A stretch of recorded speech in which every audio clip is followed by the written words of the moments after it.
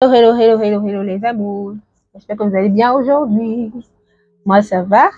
Je suis contente d'être là une fois de plus. Aujourd'hui, nous allons aborder un sujet très, très, très capital. Mais si c'est la première fois que vous me voyez, soyez la bienvenue.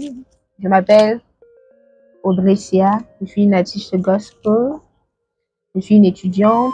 Je suis une youtubeuse. Tout ce que vous voulez. Tout ce que vous voulez. Donc, c'est ça, c'est moi. Donc, soyez la bienvenue. Ici, nous créons du contenu avec pour but d'édifier le corps du Christ, surtout pour la jeunesse. Vous pouvez quand vous constatez que je suis une jeune fille. Non, c'est sans prétention.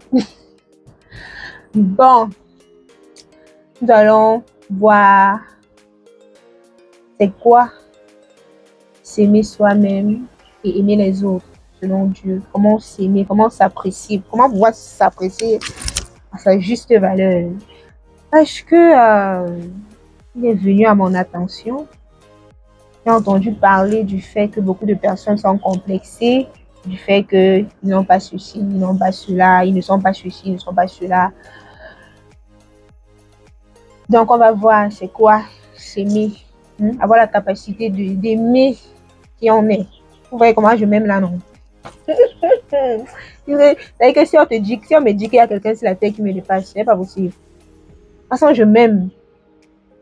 Donc, on va voir c'est quoi s'aimer. Donc, entrons dans le vif du sujet pour ne pas perdre de temps.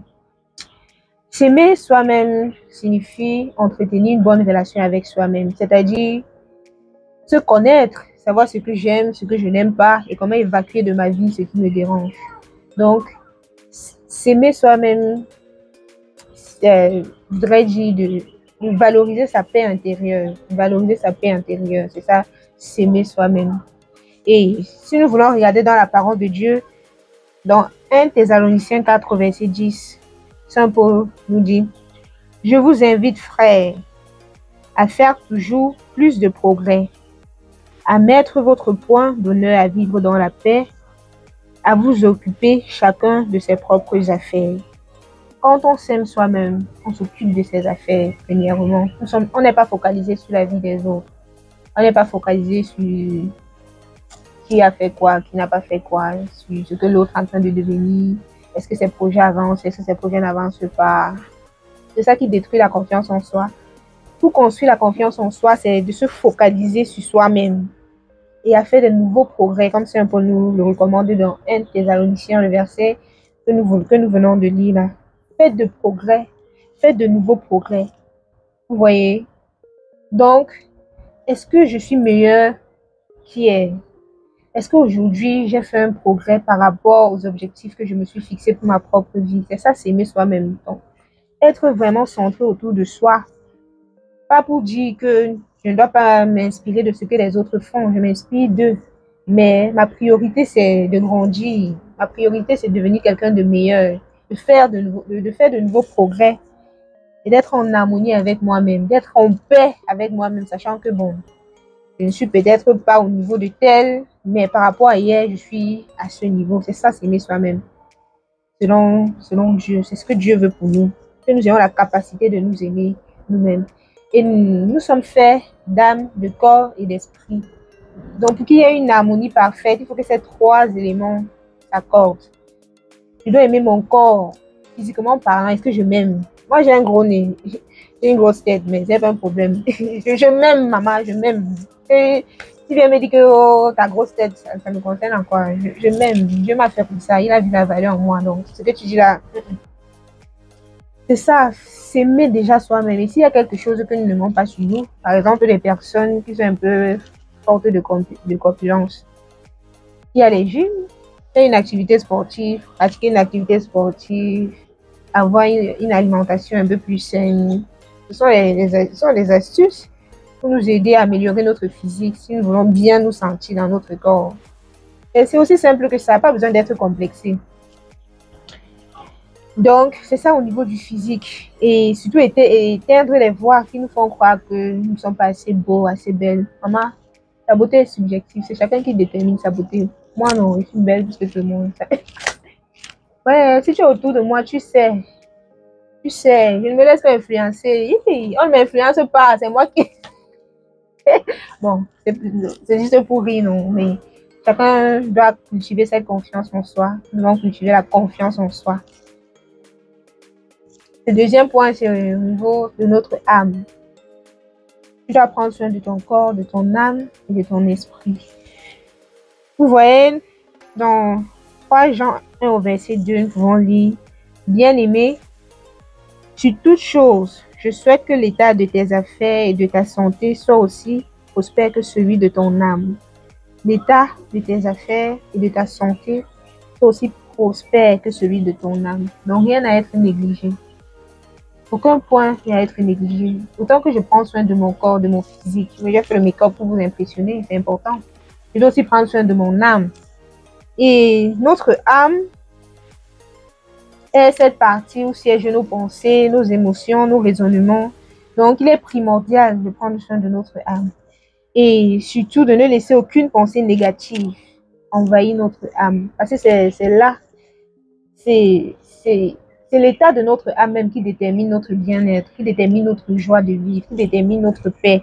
Si je me laisse envahir tout le temps par la médiocrité, par des futilités, par des mauvaises nouvelles, vous voyez, je n'aurai pas la paix en fait. Donc, je dois prendre soin de mon âme afin de bien me sentir.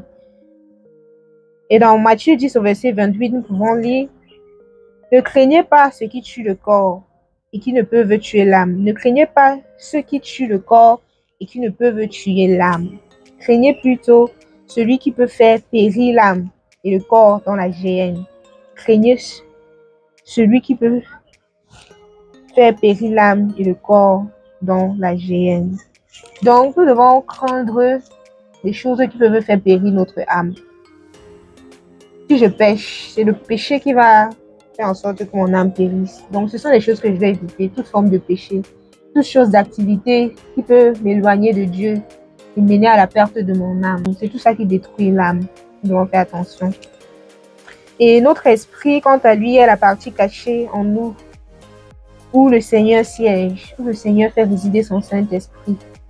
Et notre esprit doit être en concordance avec le Saint-Esprit, afin que cet esprit-là soit, afin que notre esprit puisse aussi être épanoui. Donc, ce sont les 3 aspects sur lesquels nous devons jouer. Toujours nous remplir du Saint-Esprit. Par exemple, moi, quand je me lève le matin, je prends toujours une chanson à l'Esprit Saint. Saint-Esprit, viens demeurer en moi.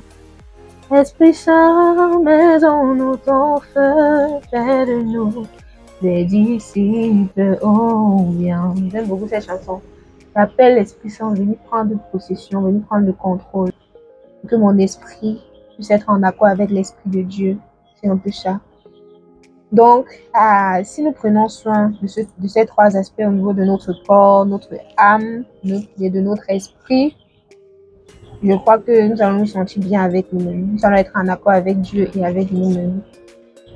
Et par la suite, aimer les autres deviendra un peu plus facile. Il est bien vrai que c'est facile d'aimer les gens quand ils nous aiment en retour. Si quelqu'un m'aime, c'est facile de l'aimer, n'est-ce pas? C'est le problème. Tu m'aimes, je t'aime. Mais aimer selon Dieu, aimer les autres selon Dieu ne se limite pas à cela. Dans sa parole, il nous dit: aimez vos ennemis. Matthieu 5, verset 44. Aimez vos ennemis, bénissez ceux qui vous maudissent, faites du bien à ceux qui vous haïssent et priez pour ceux qui vous maltraitent et qui vous persécutent. Ça, c'est aimer l'autre selon Dieu. Ça, c'est aimer le prochain selon Dieu.